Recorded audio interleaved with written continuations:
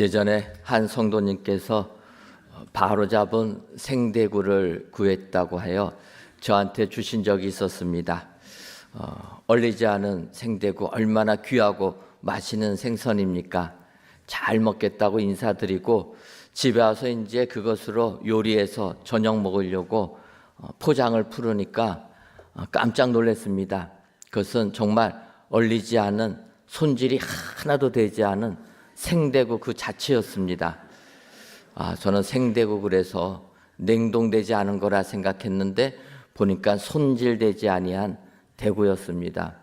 저는 그런 생선을 처음 봤습니다.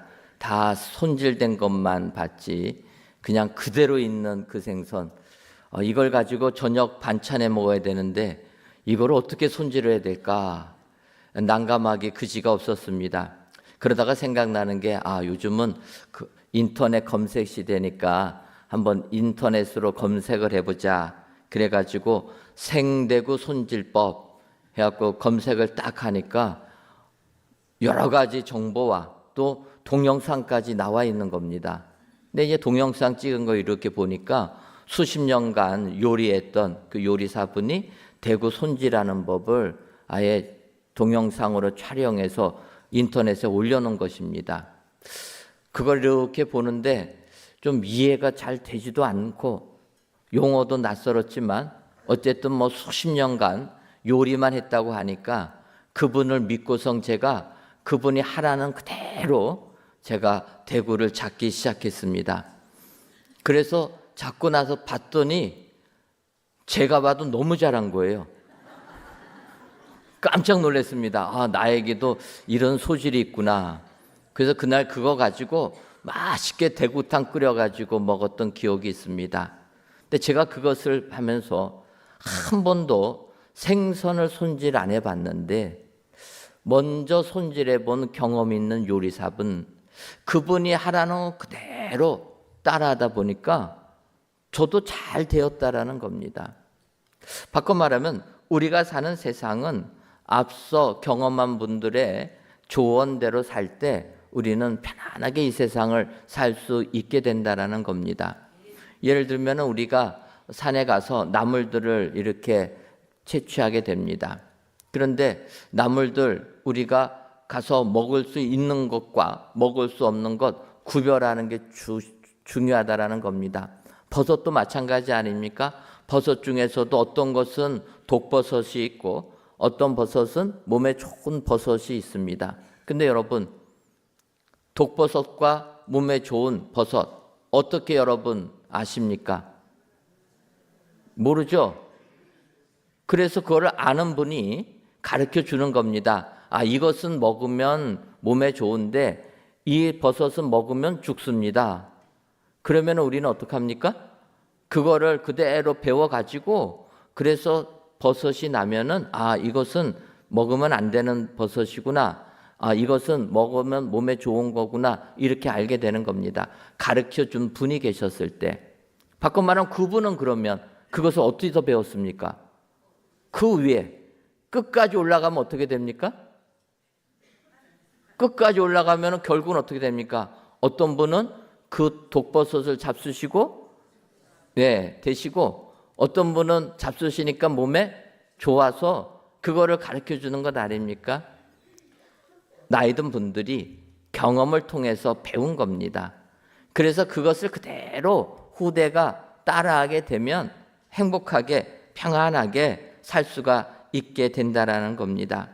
그래서 사도 바울은 디모데전서 5장 17절에서 잘 다스리는 장로들은 배나 존경할 자로 알되 말씀과 가르침에 수고하는 이들에게는 더욱 그리할 것이니라. 이렇게 얘기합니다. 여기서 잘 다스리는 장로들이라는 헬라어는 프레스베테로스 이렇게 나와 있습니다. 조금 우리에게 익숙한 얘기는 우리 장로교는 뭐라고 얘기합니까? 프레스비테리안 이렇게 영어로 얘기합니다. 헬라어 여기서 나온 겁니다. 그래서 이 장로라는 것은 뭐냐? 더 나이 많은, 더 늙은 손 위에 이런 의미가 이 장로라는 의미가 있는 겁니다. 나중에 더 의미가 확대가 돼서 보다 크게 중요한 사람 이렇게 의미하지만 어쨌든 손위 나이가 많은 사람들이 존경의 대상이 되는 게 성경에서도 그대로 이야기합니다. 더군다나 사도 바울이 살았던 2000년 전에 그 시절은 아닌 것 같지만 바울이 디모데를 권면하는 내용을 봐도 마찬가지라 알 수가 있습니다. 디모데전서 4장 12절을 보면 누구든지 내 연수함을 업신여기지 못하게 하고 오직 말과 행실과 사랑과 믿음과 정절에 있어서 믿는 자에게 본이 되어 이렇게 권면을 하는 겁니다. 디모데는 누굽니까? 사도 바울이 믿음으로 낳은 아들이라, 바꿔 말하면 젊은 사역자라는 겁니다. 그런 디모데에게 사도 바울이 권면해 주는 말씀입니다. 누구든지 너의 연소함을 업신여기지 못하게 하라. 그러니까 너가 연소하다, 젊다라는 것 업신여기지 않도록 오직 말과 행실과 쭉 나와서 믿는 자의 본이 되어야 된다. 바꿔 말하면 2000년 전에도 나이 어린 사람들은 우리가 업신여긴다라는 겁니다. 어찌 보면 우리나라도 마찬가지 아닙니까? 우리나라도 젊은 사람들은 쉽게 생각하는 겁니다. 그런데 오늘 사도 바울은 그렇지 않다라는 겁니다. 사실 나이가 많다고 권위가 있는 것은 아니라는 겁니다. 그런데 사람들은 나이 많은 사람들을 존경해 주니까 그게 나에게 권위가 생긴 줄 알고 권위가 주어지면은 그냥 권위를 휘두르려고 하는 경향이 있는 게 이게 문제라는 겁니다. 그래서 여러분들 나이 많은 것 존경의 대상이지만 경험 많아서 우리의 자녀들에게 잘 믿음으로 가르칠 수도 있는 거지만 그러나 휘두르면 안 된다라는 겁니다. 오늘 바울 사도는 빌레몬서를 통하여서 그런 권위를 어떻게 써야 되는가를 잘 설명해 주고 있습니다. 우리가 아는 대로 빌레몬서는 사도 바울이 빌레몬이라는 자기가 전도해서 양육한 교회의 귀한 일꾼에게 편지를 써서 보낸 내용입니다. 그 내용은 뭐냐면 사도 바울이 로마 감옥에 갇혀 있었을 때 감옥 안에서 만난 사람이 있었습니다. 같이 죄인이니까 감옥 안에서 만난 겁니다. 죄인도 전도를 했는데 그 사람 이야기하다 보니까 바로 빌레몬의 노예였다라는 겁니다. 빌레몬의 종이었는데 도망쳐가지고 또 죄짓다가 감옥에 갇힌 자입니다. 그런데 그 오네시모라는 죄인 바울 사도가 복음을 전하니까 그가 예수님 믿고 변화가 된 겁니다. 감옥 안에서 사도 바울을 잘 섬깁니다. 그래서 교제를 하다 보니까 과거를 이야기하게 되었고 과거를 이야기하다 보니까 바로 빌레몬, 바울 사도가 전도한 빌레몬의 종이라는 것을 발견하게 된 겁니다. 그때 바울 사도가 빌레몬에게 편지를 보내는 겁니다. 그러면서 이 오네시모를 용서해 주고 자유인으로 만들어 달라 이런 부탁을 하는 내용입니다. 이제 오늘 본문 빌레몬서 1장 9절을 보면 사도 바울이 빌레몬에게 이렇게 얘기합니다. 도리어 사랑으로서 간구하노라. 나이가 많은 나 바울은 지금 또 예수 그리스도를 위하여 갇힌 자가 되어서 표현합니다. 사도 바울이 자기가 나이 많다라는 겁니다.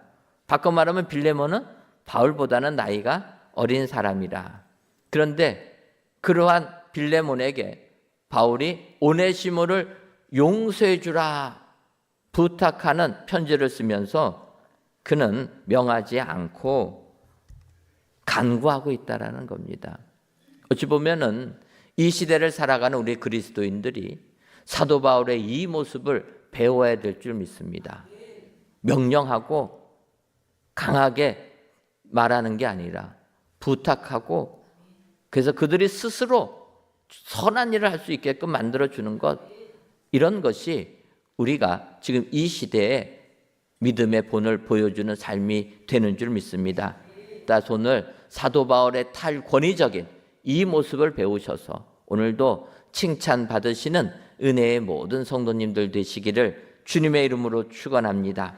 그렇다면 나이가 많은 사도 바울이 빌레몬에게 부탁할 때 어떻게 간구했습니까? 먼저는 명하지 않고 강구했다. 명하지 않고 부탁했다라는 겁니다. 빌레몬서 1장 8절을 보면 이러므로 내가 그리스도 안에서 아주 담대하게 내게 마땅한 일로 명할 수도 있으나, 마땅히 명령할 수도 있지만 명령하지 않고 강구했다라는 겁니다. 부탁했다라는 겁니다. 우리가 아는 대로 사도 바울은 어떠한 사람입니까? 다메섹 도상에서 예수님 만난 다음에 주의 일꾼 사도로 부름받은 사람입니다. 사도가 되어서 주의 복음을 세상에 다니면서 증거하다가 빌레몬에게도 복음을 전한 것입니다. 골로새 지방에 가가지고 빌레몬 만나서 복음 전한 겁니다. 그래서 빌레몬은 사도 바울의 전도를 받아서 예수님을 믿게 되었다라는 겁니다. 여러분, 그렇다면 사도 바울의 권위는 얼마나 큰 권위입니까? 주님으로부터 받은 권위, 그 권위를 가지고 빌레몬을 전도해서 예수 믿게 만들었다라는 겁니다. 그러면 당연히 사도의 권위를 가지고 빌레몬에게 명령할 수 있는 것 아닙니까? 너의 종, 도망친 종 오네시모 용서해줘라. 이것이 그리스도의 사랑이다. 예수님의 말씀이다. 명령할 수 있는 것 아닙니까? 그런데 사도 바울은 그렇지 않았다라는 겁니다. 내가 그리스도 안에서 주의 종으로 너에게 담대하게 명령하는 것, 마땅한 일로 명할 수 있지만 명하지 아니했다라는 겁니다. 여러분, 여기서 보면 사도 바울은 권위를 제대로 이해한 사람이라 볼 수가 있습니다. 왜냐하면 내가 권위 있다고 권위를 외친다고 권위가 생기는 것이 아니다라는 겁니다. 권위는 어떨 때 생깁니까? 상대가 나의 권위를 인정해 줄 때 생기는 겁니다. 예를 들면 아브라함의 아들 이삭이 있습니다. 이삭이 가나안 땅에 살다가 흉년이 들어서 그랄 지방으로 내려가게 됩니다. 그랄 지방에 내려가서 여러 가지 우여곡절 속에서 남의 땅에 가서 농사 지었는데 그의 100배의 축복을 받게 됩니다. 그러니까 그랄 사람들이 어떠합니까? 눈빛이 달라지는 겁니다. 소위 굴러온 돌이 박힌 돌을 빼낸 것 아닙니까? 불쌍해서 가뭄 들었다고 해서 그랄 땅에 농사 짓게 해줬더니 자기들은 얼마 소출이 나오지도 않았는데 이삭이 100배나 얻은 겁니다. 못 견디는 거죠. 그 다음부터는 이삭이 우물을 팔 때마다 빼앗아 가는 겁니다. 그런데 이삭은 다투기를 싫어하는 사람 아닙니까? 그러니까 우물을 파서 물이 나와서 좀 잘 농사 짓겠다 싶으면은 거기에 목자들이 와서 시비를 거는 겁니다. 그러면은 주고 또 다른 곳에 가서 우물 팔고 이거를 3번이나 합니다. 3번이나 해도 계속 오니까 여기서는 못하겠다 해서 브엘세바로 이삭이 떠나게 됩니다. 그곳에 또 우물을 파게 되는데 브엘세바로 가니까 그랄 왕 아비멜렉 또 그의 친구 아우삿 또 군대 장관 비골, 바꿔 말하면은 아비멜렉과 그의 군인들 데리고 이삭에게 찾아온 겁니다. 그러니까 이삭이 너희가 나를 미워하여서 나를 떠나게 했는데 왜 왔냐? 또 시비 걸러 왔냐? 물어보는 겁니다. 그러니까 아비멜렉이 창세기 26장 28절과 29절에서 이렇게 얘기합니다. 그들이 이르되 여호와께서 너와 함께 계심을 우리가 분명히 보았으므로 우리의 사이 곧 우리와 너 사이에 맹세하여 너와 계약을 맺으리라 말하였노라. 너는 우리를 해치지 말라. 이는 우리가 너를 범하지 아니하고 선한 일만 내게 행하여 내가 평안히 가게 하였습니다. 이제 너는 여호와께 복을 받은 자니라. 아비멜렉이 이삭에게 와서 그랄의 왕이 하는 이야기입니다. 이제는 평화협정을 맺자라는 거예요. 아니 쫓아낼 때는 언제고, 그래서 그랄에 있다가 우물 다 뺏기고 브엘세바까지 온 겁니까? 아니 쫓아낼 때는 언제고 이제는 싸우지 말자, 협정 맺자라는 거예요. 그러면서 뭐라고 얘기합니까? 너를 범하지 않고 평안히 가게 했다. 이게 말이나 되는 것 같습니까? 우리 같으면은 화가 머리 꼭대기까지 할 텐데, 근데 이삭은 그렇지가 않습니다. 30절을 보면 이삭이 그들을 위하여 잔치를 베풀매 그들이 먹고 마시고, 그렇게 자기를 힘들게 했던 그 사람들 평화협정 맺자고 하니까 그냥 잔치 베풀어 주는 겁니다.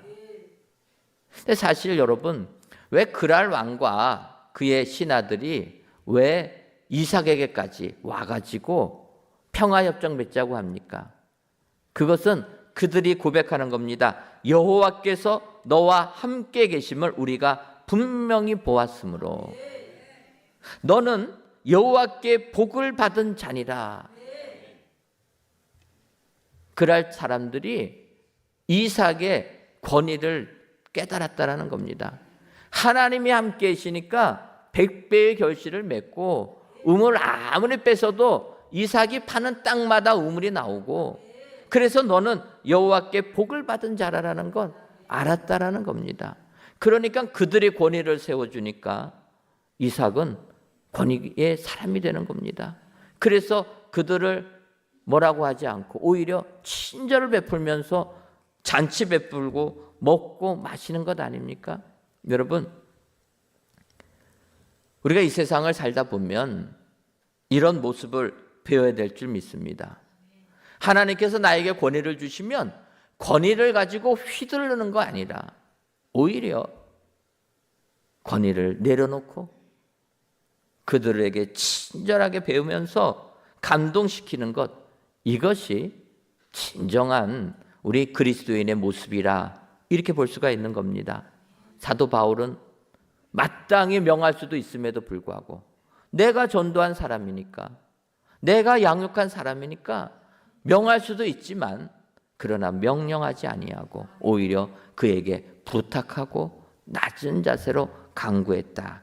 이것이 그리스도인의 삶의 모습이라 여러분 기억하시고, 오늘도 내가 아무리 권위가 있다 할지라도 내 가정에서, 내 직장에서, 내가 속한 사회에서 아무리 큰 권위가 있다 할지라도 권위로 사람을 휘두르는 것이 아니라, 명령하는 것이 아니라 부탁할 때 그리스도의 향기가 우리의 삶 속에 넘쳐나게 될 줄 믿습니다.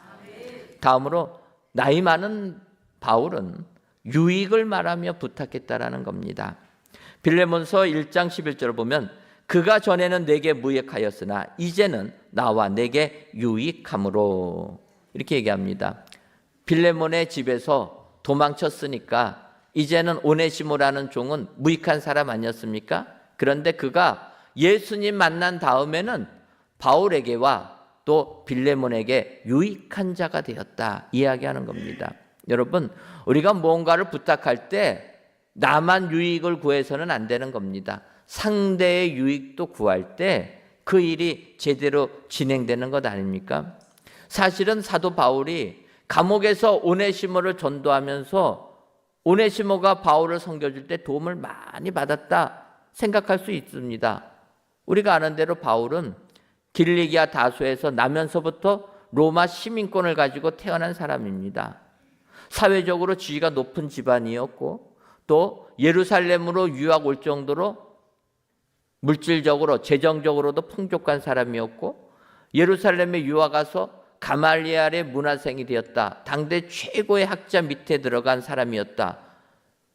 두뇌도 명석한 사람이라 볼 수가 있습니다. 소위 말하면 이런 사람들은 고생의 고자도 모르는 것 아닙니까? 그런 바울이 예수님 만난 다음에는 복음 전한다고 힘든 전도여행을 합니다. 결국은 로마 감옥까지 와서 잡히는 것 아닙니까? 그러니까 그런 사람이 거친 감옥의 삶이 얼마나 어렵겠습니까? 그런데 오네시모가 그를 섬겨주니까 바울이 너무나도 행복하고 기뻤다라는 겁니다. 사실 오네시모는 앞서도 말씀드렸지만 빌레몬의 종이었습니다.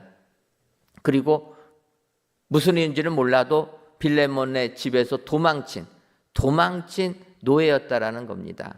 근데 바울이 빌레몬서 1장 18절에서 그가 만일 내게 불의를 하였거나 내게 빚진 것이 있으면 그것을 내 앞으로 계산하라. 이렇게 편지의 내용이 있습니다. 바꿔 말하면 너에게 빚진 것이 있으면 내가 갚아주겠다. 사도 바울이 이야기하는 것 아닙니까? 그걸 보면 오네시모가 빌레몬의 집에서 도망칠 때 경제적으로도 피해를 준 것이 있다. 이렇게 볼 수가 있습니다. 어쨌든 그런 오네시모, 그 종이 로마 감옥에 또 갇힌 겁니다. 바꿔 말하면 빌레몬의 집에서 도망쳤다라는 그 죄 말고 또 다른 죄를 지어서 로마 감옥에 갇힌 겁니다. 바꿔 말하면 오네시모의 삶은 이 세상에서 거친 삶을 산 사람이라는 거예요. 그리고 마지막에는 로마 감옥까지 온 사람입니다.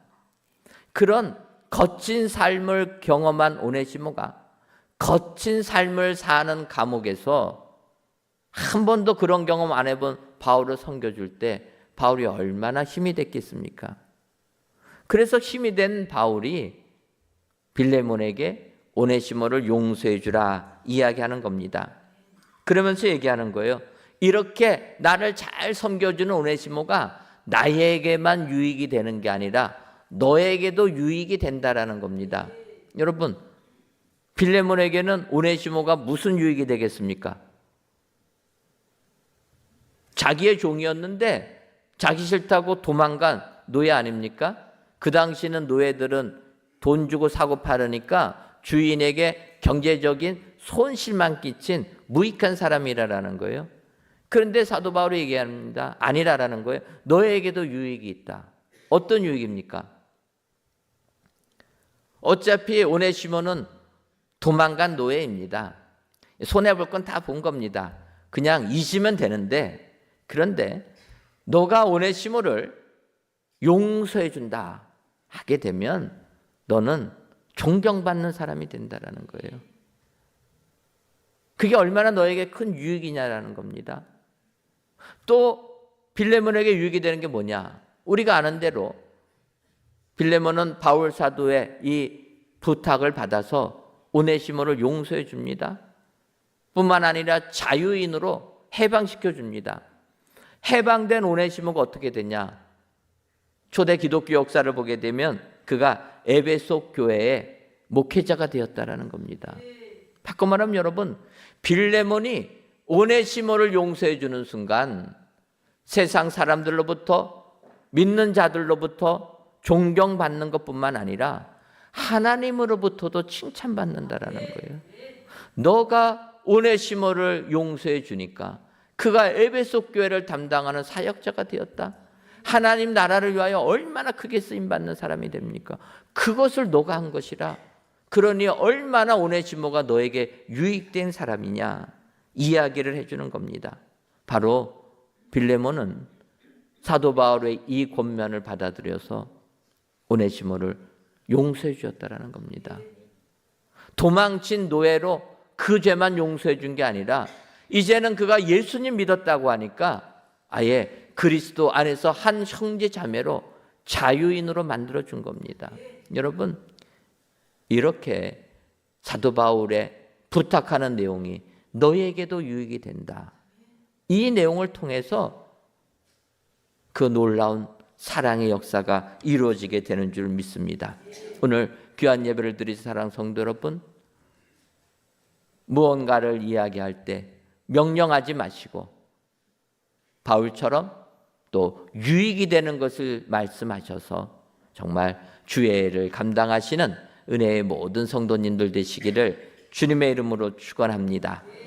마지막으로 나이가 많은 바울은 자의로 되기 위해 부탁했다라는 겁니다.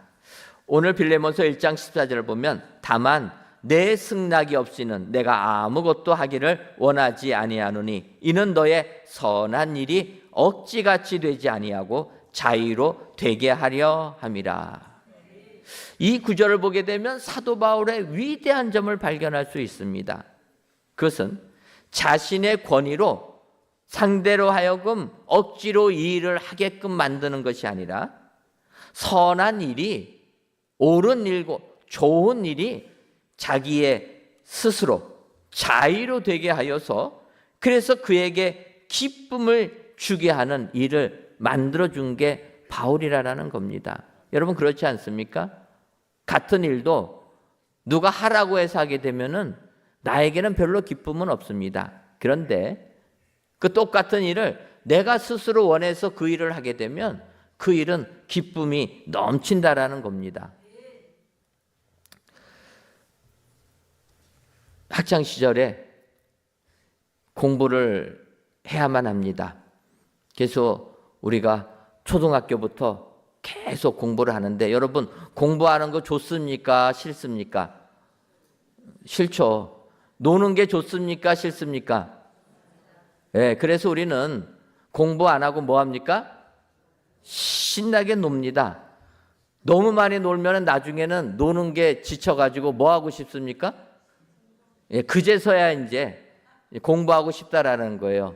근데 문제는 이제 이만큼 놀아서 더 이상 이제 노는 것도 재미없고 그러면 하기 싫은 공부나 해야 되겠다 생각하는 그 순간 어머니가 뭐라고 얘기합니까? 공부해라. 그 말을 듣는 순간 어떻게 됩니까? 공부하겠다는 마음은 싹 사라지고 다시 그냥 반항심이 생겨서 문 걸어 잠그고 잠만 자는 것 아닙니까? 사람의 마음이 이렇게 간사라는 거예요. 하라고 하면은 하기 싫고 하지 말라고 하면 하고 싶고 우리가 코로나19 때 경험한 것 아닙니까? 그렇게 예배당에 나오라고 해도 안 나오시는 분들이 나라에서 예배 드리지 마라 해가지고 20명만 예배 드리게끔 영상만 찍게끔 하니까 그 20명 안에 좀 불러달라고 나오지 말라고 하니까 그런 부탁하십니다. 그러다가 코로나가 풀려가지고 예배당에 나오라 했더니 어떠합니까? 안 나오죠. 왜 이렇게 사람은 이렇게 청개구리 마음이 있는지. 근데 생각해 보면 인류 조상이 그래서 그렇다 이런 생각을 할 수가 있습니다. 어떠합니까? 하나님께서 아담을 창조한 다음에 창세기 2장 16절과 17절에 이렇게 명하십니다. 여호와 하나님이 그 사람에게 명하여 이르되 동산 각종 나무의 열매는 내가 임의로 먹되 선악을 알게 하는 나무의 열매는 먹지 말라. 내가 먹는 날에는 반드시 죽으리라 하시니라. 하나님께서 아담을 창조하시고 아담에게 하신 말씀입니다. 선악을 알게 하는 나무는 먹지 말라. 내가 먹는 날에는 반드시 죽으리라. 먹지 말라고 하신 거예요. 그런데 아담의 아내가 되는 하와는 어떠합니까?